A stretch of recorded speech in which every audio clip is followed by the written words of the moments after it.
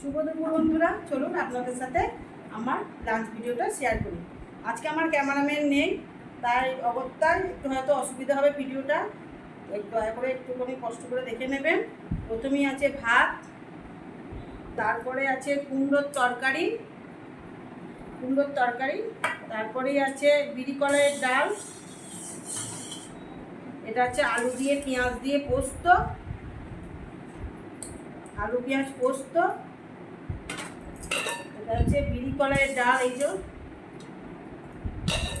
এটা হচ্ছে বেসনের ফুলুরি করে টক আছে আগেকারই, কুমড়োর তরকারি আর গরম গরম ডিম ভাজা।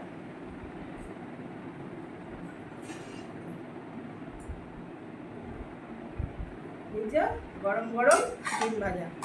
আজকে মেয়ে নেই, দুজনে আমরা লাঞ্চ করব।